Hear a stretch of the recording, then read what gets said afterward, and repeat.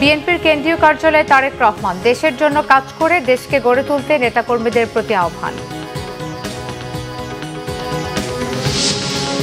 তারেক রহমান ও খালেদা জিয়ার পক্ষে nomination paper জমা, নিজ নিজ মনোনয়ন ফর্ম জমা দিলেন বিভিন্ন দলের সিনিয়র নেতা ও প্রার্থীরা। নির্বাচনের আগে শান্তি বিঘ্নিত করার যে কোনো প্রচেষ্টা কঠোরভাবে মোকাবেলার হুঁশিয়ারি প্রধান উপদেষ্টার। শীতে কাঁপছে উত্তরাঞ্চল, চরম দুর্ভোগে গ্রামীণ জনপদের খেটে খাওয়া মানুষ, বাড়ছে ঠান্ডাজনিত রোগী।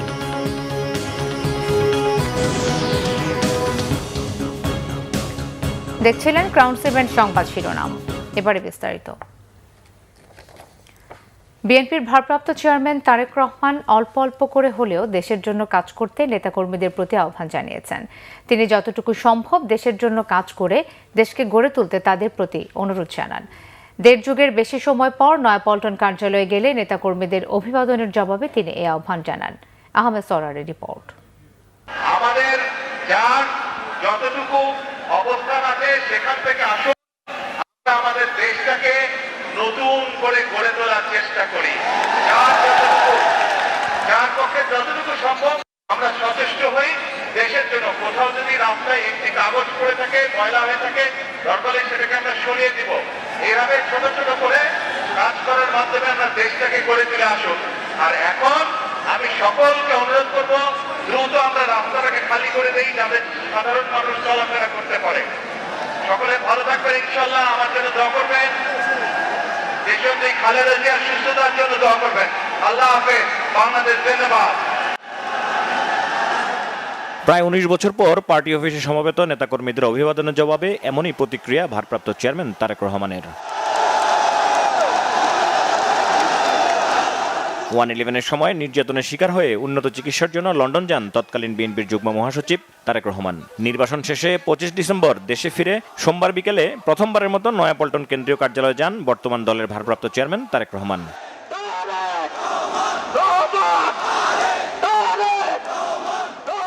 দলের সিনিয়র যুগ্ম মহাসচিব রুহুল কবির রিজভী সহ অন্য নেতারা তাকে স্বাগত জানান।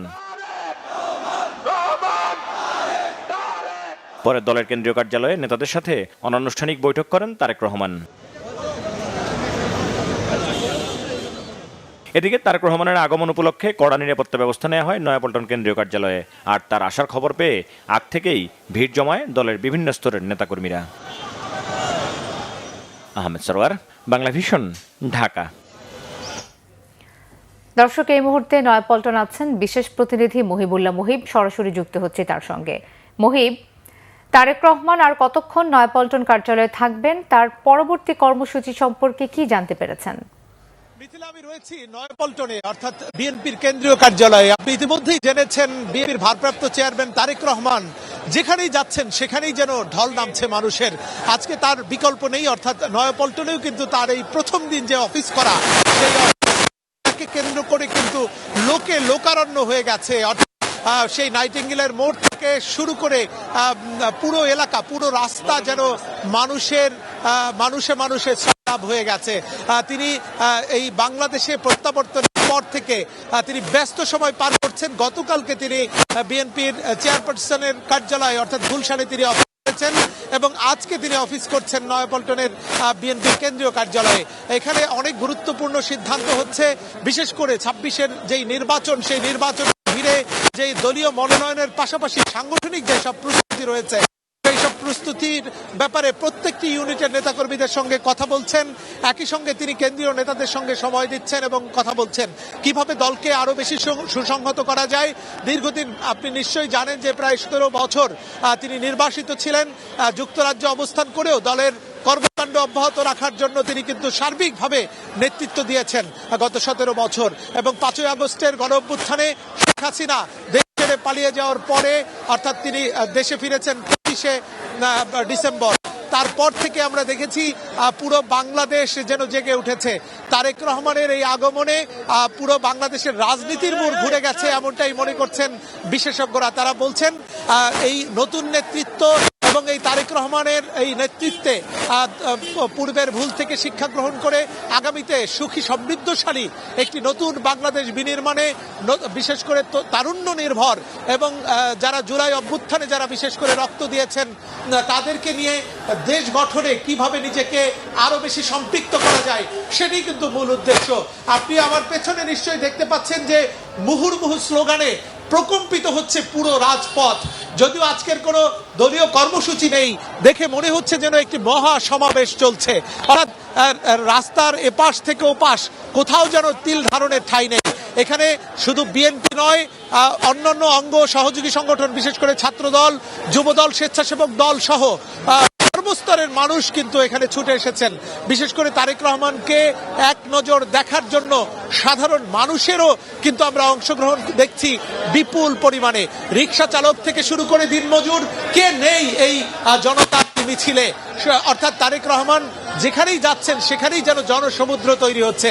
আমরা যেটি জেনেছি নয়াপল্টন থেকে তিনি বেরিয়ে তার মমতাময়ী মা, অসুস্থ মা বেগম খালেদা জিয়া যিনি চিকিৎসাধীন রয়েছেন এভারকেয়ার হাসপাতালে, সেখানে তিনি ছুটে যাবেন। তো এই ছিল আমার কাছে নয়াপল্টনের বিএনপির কেন্দ্রীয় কার্যালয় সার্বিক পরিস্থিতির তথ্য। মিথিলা।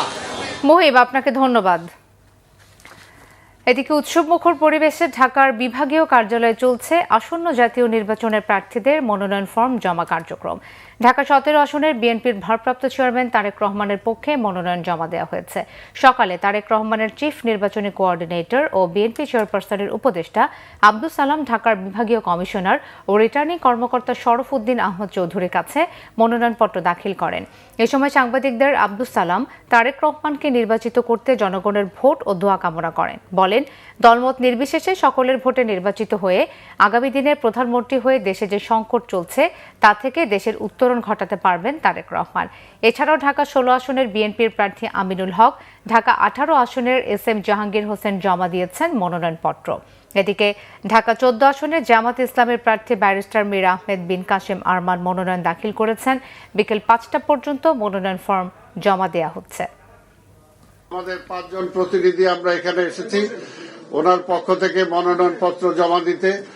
মনোনয়নপত্র আমরা এইমাত্র জমা দিলাম এবং আগামী নির্বাচনে আমরা বিশ্বাস করি যে এই নির্বাচনী এলাকা থেকে বিপুল ভোটে, জনগণের ভোটে তিনি দল মত নির্বিশেষে সকলের ভোটে তিনি নির্বাচিত হয়ে আগামী দিনে বাংলাদেশের প্রধানমন্ত্রী, সরকার প্রধান হিসাবে, প্রধানমন্ত্রী হিসাবে দায়িত্ব পালন করে দেশের আজকে যে ক্রাইসিস, দেশ যে একটা সংকটের মধ্যে পড়ে আছে, এই সংকট থেকে উত্তরণ ঘটনাতে উনি সচেষ্ট হবেন।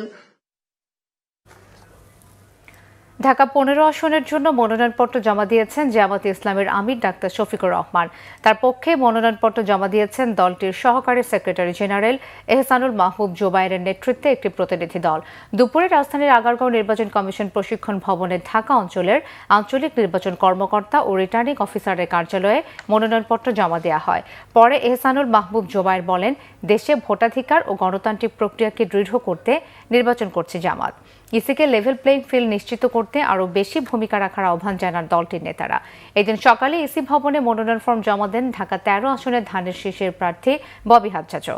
জানান, কৌশলগত কারণে এনডিএম থেকে পদত্যাগ করে বিএনপির ধানের শীষ নিয়ে নির্বাচন করছেন তিনি।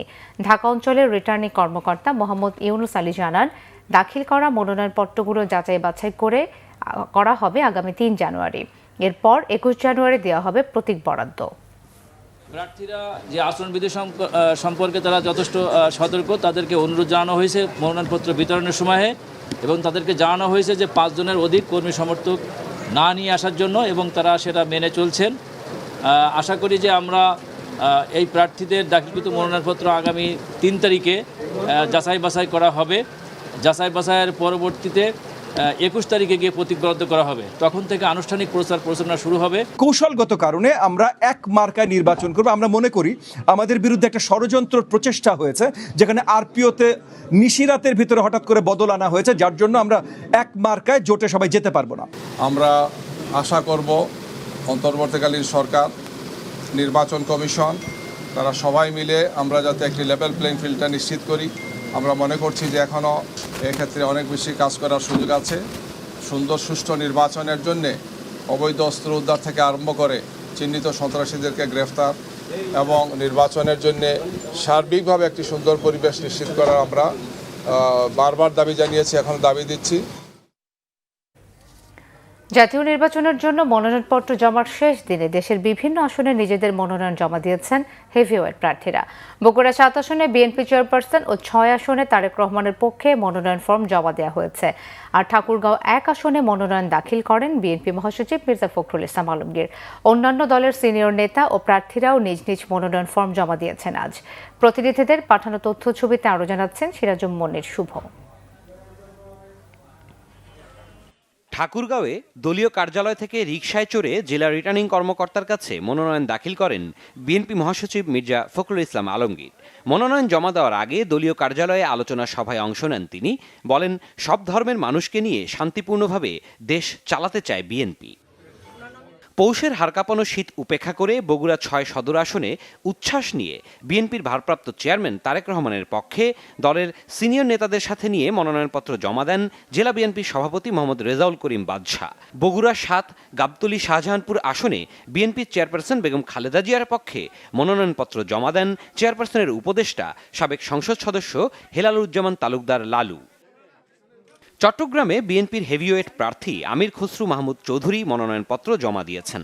চট্টগ্রামের বন্দর পতেঙ্গা আসনের জন্য চট্টগ্রাম আঞ্চলিক নির্বাচন কর্মকর্তার কার্যালয়ে মনোনয়নপত্র জমা দেন তিনি। চট্টগ্রাম 2 আসনের বিএনপি মনোনীত প্রার্থী সরোয়ার আলমগীরও মনোনয়ন জমা দিয়েছেন। নরসিংদী 2 পলাশ আসনে মনোনয়ন ফরম জমা দিয়েছেন বিএনপির স্থায়ী কমিটির সদস্য ও বিএনপি প্রার্থী ডক্টর আব্দুল মঈন খান। সাতক্ষীরা 1 তালা কলারোয়া আসনে মনোনয়নপত্র জমা দিয়েছেন বিএনপির কেন্দ্রীয় নেতা ও সাবেক এমপি হাবিবুল ইসলাম হাবিব। বরিশালের শেষ দিনে মনোনয়নপত্র জমা দিয়েছেন বিএনপি চেয়ারপারসনের উপদেষ্টা advocate Mujibur Rahman Sarwar, vice chairman advocate Zainul Abedin, জামায়াতে ইসলামের সহকারী সেক্রেটারি জেনারেল মুয়াজ্জম হোসাইন হেলাল সহ বিভিন্ন রাজনৈতিক দলের মনোনীতরা। ঢাকা 2 আসনে মনোনয়নপত্র জমা দিয়েছেন আমানুল্লাহ আমান। দুপুরে সহকারী রিটার্নিং অফিসার কেরানীগঞ্জ উপজেলা নির্বাহী কর্মকর্তার কাছে মনোনয়ন ফরম দাখিল করেন তিনি। ফরিদপুর 2 আসনে মনোনয়ন জমা দিয়েছেন বিএনপির কেন্দ্রীয় কমিটির সাংগঠনিক সম্পাদক শামা ওবায়দ ইসলাম। কিশোরগঞ্জ 6 ভৈরব আসনে বিএনপির সাংগঠনিক সম্পাদক শরীফুল আলম মনোনয়নপত্র জমা দেন। কুমিল্লা 1 আসনের বিএনপির প্রার্থী ডক্টর খন্দকার মোশাররফ হোসেন সহকারী রিটার্নিং কার্যালয়ে মনোনয়নপত্র জমা দেন। খাগড়াছড়িতে মনোনয়ন জমা দিয়েছেন ধানের শীষ মনোনীত প্রার্থী ওয়াদুদ ভূঁইয়া। এদিকে রাঙামাটি আসনে বিএনপির মনোনীত প্রার্থী অ্যাডভোকেট দীপেন দেওয়ান ও 10 দলীয় জোটের জামায়াত মনোনীত প্রার্থী অ্যাডভোকেট মোখতার আহমেদ মনোনয়ন ফরম জমা দিয়েছেন। সিলেটের 6টি আসনে মনোনয়নপত্র জমা দিয়েছেন প্রার্থীরা। হবিগঞ্জ 1 আসনে ডক্টর রেজা কিবরিয়া দলীয় মনোনয়নপত্র জমা দেন। খুলনা 1 আসনে বিএনপির আমির এজাজ খান ও জামায়াতের সেক্রেটারি জেনারেল গোলাম পরোয়ার মনোনয়ন ফরম জমা দিয়েছেন। খুলনা 2 আসনে মনোনয়ন ফরম জমা দেন বিএনপির নজরুল ইসলাম মঞ্জু। সিরাজুম মনির শুভ, বাংলা ভিশন, নিউজ ডেস্ক। নির্বাচনের আগে শান্তি বিঘ্নিত করার যে কোনো প্রচেষ্টা কঠোরভাবে মোকাবেলার হুঁশিয়ারি দিয়েছেন প্রধান উপদেষ্টা ডক্টর মোহাম্মদ ইউনূস। তিনি বলেন, নির্বাচনের জন্য সরকার সম্পূর্ণ প্রস্তুত। অবাধ, সুষ্ঠু ও শান্তিপূর্ণ নির্বাচন আয়োজনে সরকারের প্রতিশ্রুতি পুনর্ব্যক্ত করেন তিনি। যুক্তরাষ্ট্রের chargé d' affaires Tracey Ann Jacobson আজ রাষ্ট্রীয় অতিথি ভবন যমুনায় প্রধান উপদেষ্টার সাথে বিদায়ী সাক্ষাৎ করেন। সাক্ষাতে তারা আসন্ন জাতীয় নির্বাচন এবং গণভোটের পাশাপাশি বাণিজ্য, বেসামরিক বিমান চলাচল, অন্তর্বর্তীকালীন সরকারের গৃহীত শ্রম সংস্কার এবং দুদেশের মধ্যে সামগ্রিক দ্বিপাক্ষিক সম্পর্ক নিয়ে আলোচনা করেন। গত 17 মাস ধরে প্রধান উপদেষ্টার নেতৃত্বের প্রশংসা করেন এবং ফেব্রুয়ারি নির্বাচনের জন্য মার্কিন সরকারের সমর্থন পুনর্ব্যক্ত করেন দেশটির চার্জ দ্য অ্যাফেয়ার্স। আগের সরকারের আমলে দেশের শ্রমিক নেতাদের বিরুদ্ধে দায়ের করা 46টি মামলার মধ্যে 45টি প্রত্যাহারের জন্য তিনি অন্তর্বর্তীকালীন সরকারের প্রশংসাও করেন। জবাবে প্রধান উপদেষ্টা নতুন শ্রম অধ্যাদেশকে চমৎকার আইন হিসেবে বর্ণনা করেন। আগামী নির্বাচন সুষ্ঠু ও নিরাপদ করতে বিজেপিকে সব ধরনের ব্যবস্থা নিতে নির্দেশ দিয়েছেন স্বরাষ্ট্র উপদেষ্টা অবসরপ্রাপ্ত lieutenant general Jahangir Alam Chowdhury. BJP দিবস উপলক্ষে পিলখানা সদর দপ্তরে বাহিনীতে কৃতিত্বপূর্ণ কাজের স্বীকৃতি হিসেবে ৭২ সদস্যকে বিভিন্ন ক্যাটাগরিতে পদক প্রদান করা হয়। এবছর ১২ জনকে বর্ডার গার্ড বাংলাদেশ পদক বিজিবিএম, ২৪ জনকে রাষ্ট্রপতি বর্ডার গার্ড পদক পিপিজিএম, ১২ জনকে বর্ডার গার্ড বাংলাদেশ পদক সেবা বিজিবিএমএস এবং ২৪ জনকে রাষ্ট্রপতি বর্ডার গার্ড পদক সেবা পিবিজিএমএস পদক দেওয়া হয়। এছাড়া অনুষ্ঠানে খেতাবপ্রাপ্ত বীর মুক্তিযোদ্ধাদের পরিবারকে সংবর্ধনা দেওয়া হয়। অনুষ্ঠানে স্বরাষ্ট্র উপদেষ্টা সীমান্তে মাদক পাচার ও চোরা কারবারিদের ঠেকাতে কঠোর ব্যবস্থা ও স্পর্শকাতর এলাকায় দায়িত্ব পালনে আরও সতর্ক হওয়ার নির্দেশ দেন। প্রতিবেশী দেশের সঙ্গে যোগাযোগে আরও বেশি কৌশলী হওয়ার আহ্বান জানান স্বরাষ্ট্র উপদেষ্টা লেফটেন্যান্ট জেনারেল জাহাঙ্গীর আলম চৌধুরী। সেই জন্য আপনাদের যত ধরনের প্রস্তুতি নিতে হবে, আপনার প্রশিক্ষণ নিতে হবে এবং এই নির্বাচনটা উৎসবমুখর করা আপনাদের কিন্তু একটা বড় দায়িত্ব। বাংলাদেশ থেকে কোনো অপরাধী সন্ত্রাসী সীমান্ত দিয়ে পলায়ন করতে না পারায় সেই বিষয়ে আপনাদের কঠোর সতর্কতা অবলম্বন করতে হবে। মধ্যপৌষের শীতের তীব্রতায় কাঁপছে পুরো উত্তরাঞ্চল। চরম দুর্ভোগে শ্রমজীবীরা, বাড়ছে ঠান্ডাজনিত রোগবালাই। সোমবার পঞ্চগড়ে দেশের সর্বনিম্ন ১২ ডিগ্রি সেলসিয়াস তাপমাত্রা রেকর্ড করা হয়েছে। বিস্তারিত ডেস্ক রিপোর্টে। শীতের জেলা পঞ্চগড়ে চলছে ঘন কুয়াশার দাপট। রাত গভীর হবার সাথে সাথে বৃষ্টির মতো ঝরছে কুয়াশা। হাড় কাঁপানো শীতে আয় রোজগার কমে গেছে দিন মজুরদের। খেটে খাওয়া মানুষগুলো চরম দুর্ভোগে। রংপুরে ঘন কুয়াশার চাদরে ঢেকে থাকছে পথঘাট, সূর্যের দেখা নেই। গত ৬ দিন ধরে হিম শীতল বাতাসে কাবু হয়ে পড়েছে মানুষজন, পশু পাখি। সোমবার রংপুর আবহাওয়া অধিদপ্তর সর্বনিম্ন তাপমাত্রা রেকর্ড করেছে ১৩ ডিগ্রি সেলসিয়াস। শীতে সবচেয়ে বেশি কষ্টে গ্রামীণ জনপদের বাসিন্দারা। গরম কাপড়ের অভাবে খড় কুটা জ্বালিয়ে শীত নিবারণের চেষ্টা অনেকের। নাটোরেও হিম শীতল বাতাস আর কনকনে ঠান্ডায় জবুথবু মানুষ। গত ২ দিন সূর্যের দেখা নেই। আশঙ্কা করা হচ্ছে শীত দীর্ঘস্থায়ী হলে শীতজনিত রোগীর সংখ্যা বাড়বে। এখানে কাজে আসছি ডেনে, খুব ঠান্ডা লাগতেছে, তাই এসে আমরা আগুন তাপতেছি। শীতের দিন তো শীত তো লাগবে, কাজ না করলে আমরা খাবো কি? পানির কাজ তার মধ্যে। প্রচণ্ড শীত এবং উত্তরের একটা বাতাস হচ্ছে উত্তরাঞ্চলের, এই বাতাসের কারণে শীতটা আরো বেশি মানুষকে কষ্ট দিচ্ছে। এই কয়েকদিন এত ঠান্ডা, কাজকাম করতে পারছি না, হাত পা শীতকা হয়ে আসছে, সংসারের কাজে খুব কষ্ট হচ্ছে আমাদের। কুড়িগ্রামে হিমেল হাওয়ার দাপটে বেড়েছে শীতের তীব্রতা। মধ্যরাত থেকে সকাল পর্যন্ত কুয়াশায় ঢাকা থাকছে চারদিক। জেলায় সর্বনিম্ন তাপমাত্রা ১৩.৪ ডিগ্রি সেলসিয়াস রেকর্ড করেছে রাজারহাট আবহাওয়া পর্যবেক্ষণ কেন্দ্র। কুয়াশা ও শীতের তীব্রতায় কৃষি শ্রমিক ও খেটে খাওয়া মানুষগুলো বিপাকে। জেলার উপর বয়ে যাওয়া ১৬টি নদ নদী তীরবর্তী ৪ শতাধিক চর ও দ্বীপচরের হতদরিদ্র মানুষগুলো বেশি দুর্ভোগে। এদিকে মৌসুমে প্রথমবারের মতো ঘন কুয়াশায় ঢেকে গেছে সিলেট। সকাল থেকেই সূর্যের দেখা নেই। দুপুর পর্যন্ত নগরীয় আশপাশের এলাকায় ঘন কুয়াশা ঝরছে। জনজীবনে নেমে এসেছে স্থবিরতা। আবহাওয়া অফিস জানিয়েছে আগামী কয়েকদিন সিলেট অঞ্চলে কুয়াশা ও শীতের তীব্রতা অব্যাহত থাকতে পারে। Bangla vision news desk. ঋণখেলাপির তালিকা থেকে নাগরিক ঐক্যের সভাপতি মাহমুদুর রহমান মান্নার নাম বাদ দেওয়ার নির্দেশ দিয়েছেন সুপ্রিম কোর্টের চেম্বার আদালত। এর ফলে নির্বাচন করতে তার আর কোনো বাধা নেই। সোমবার বিচারপতি মোহাম্মদ রেজাউল হকের চেম্বার আদালত এই আদেশ দেন। ক্রেডিট ইনফরমেশন ব্যুরো সিআইবি ঋণখেলাপির তালিকা থেকে নাম কাটানোর জন্য হাইকোর্টে আবেদন করেছিলেন মাহমুদুর রহমান মান্না। গত বুধবার হাইকোর্ট সেই আবেদন খারিজ করায় তার ভোটের পথ আটকে যায়। সে আদেশের বিরুদ্ধে মান্না আপিল বিভাগের চেম্বার আদালতে গিয়েছিলেন। আবেদন শুনে আপিল বিভাগের চেম্বার বিচারপতি মোহাম্মদ রেজাউল হক হাইকোর্টের আদেশ ৮ সপ্তাহের জন্য স্থগিত করে দিয়েছেন। সেই সঙ্গে সিআইবির তালিকায় মান্নার নামও স্থগিত করা হয়েছে। এর ফলে মান্নার নির্বাচন করতে কোনো বাধা থাকলো না বলে জানিয়েছেন তার জ্যেষ্ঠ আইনজীবী আহসানুল করিম। বাংলাদেশ ব্যাংকের কাছে সিআইবি সংক্রান্ত ঋণখেলাপি হিসেবে না দেখানোর জন্য যেসব আনুষ্ঠানিকতা করতে হয় সেগুলো তারা করেছেন এবং আজকে যে আদেশ হয়েছে সেটা হচ্ছে যেটা ইন্টারিম আদেশ দেওয়া হয়েছে, ডাইরেকশন দেওয়া হয়েছে যেন মান্না সাহেবকে ঋণখেলাপি হিসেবে বাংলাদেশ ব্যাংকের সিআইবিতে প্রদর্শন না করা হয়। সুতরাং মান্না সাহেবের আগামী ইলেকশন, এই যে ইলেকশন আসছে সেখানে তার প্রতিদ্বন্দ্বিতা করার ক্ষেত্রে কোনো প্রতিবদ্ধতা নাই। ধর্মোপদেষ্টা আফম খালিদ হাসান বলেছেন, নির্বাচন নিয়ে কোনো ধরনের সংশয় নেই। উৎসবমুখর পরিবেশে শান্তির দেশে শান্তির ভোট হবে 12 ফেব্রুয়ারি। সোমবার সকালে রংপুর জেলা শিল্পকলা একাডেমি অডিটোরিয়ামে দিনব্যাপী কর্মশালা শেষে গণমাধ্যম কর্মীদের একথা বলেন তিনি। ধর্ম উপদেষ্টা হানাহানি, মারামারি ও মানুষের প্রাণ নেওয়ার মতো ঘটনার সংস্কৃতি থেকে বেরিয়ে আসার আহ্বান জানান। তিনি দেশের রাজনৈতিক দলগুলোকে প্রতিহিংসার রাজনীতি থেকে বেরিয়ে আসারও অনুরোধ জানান। এ সময় উপস্থিত ছিলেন হিন্দু ধর্মীয় কল্যাণ ট্রাস্টের ভাইস চেয়ারম্যান তপন চন্দ্র মজুমদার সহ জেলা প্রশাসনের কর্মকর্তারা। দেশের বিভিন্ন জায়গার আরো কিছু খবর নিয়ে ডেস্ক রিপোর্ট। আঞ্জুমানে মফিদুল ইসলামের উদ্যোগে কম্বল বিতরণ হয়েছে জয়পুরহাটে। সংস্থার স্থানীয় কবরস্থান মসজিদের সামনে কম্বল বিতরণ কর্মসূচির উদ্বোধন করেন জেলা আঞ্জুমানে মফিদুল ইসলামের সভাপতি আবু বকর সিদ্দিক। ঝালকাঠির কাঠালিয়ায় হিফজুল কোরআন ও আজান প্রতিযোগিতা হয়েছে। শৌলজালিয়ায় আরিফুর রহমান ফাউন্ডেশন চত্বরে এই প্রতিযোগিতায় উপজেলার 13টি হাফিজি মাদ্রাসার 5 শতাধিক শিক্ষার্থী অংশ নেয়। পরে বিজয়ীদের মাঝে পুরস্কার বিতরণ করেন প্রধান অতিথি ফাউন্ডেশনের চেয়ারম্যান মোহাম্মদ আরিফ হোসেন। খাগড়াছড়িতে গত 27 সেপ্টেম্বরের সহিংসতার ঘটনায় ক্ষতিগ্রস্ত পরিবার ও ব্যবসায়ীদের আর্থিক সহায়তা দিয়েছে জেলা প্রশাসন।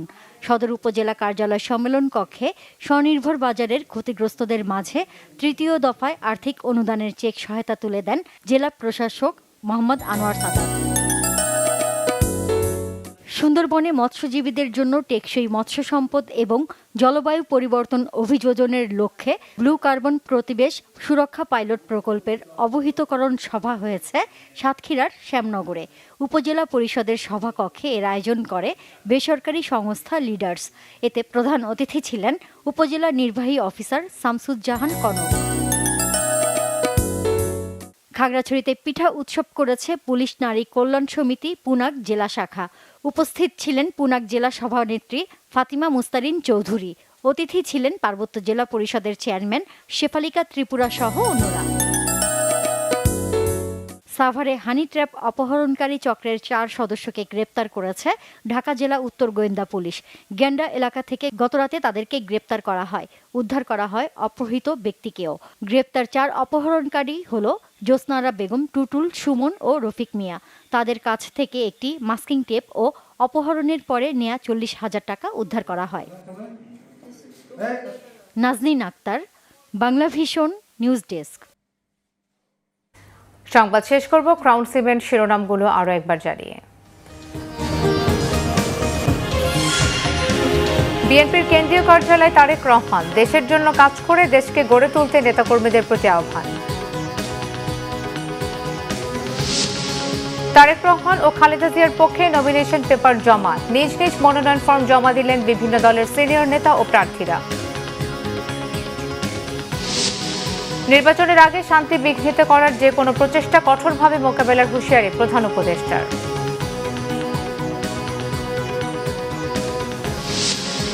শীতে কাঁপছে উত্তরাঞ্চল, চরম দুর্ভোগে গ্রামীণ জনপদের খেটে খাওয়া মানুষ, বাড়ছে ঠান্ডাজনিত রোগী।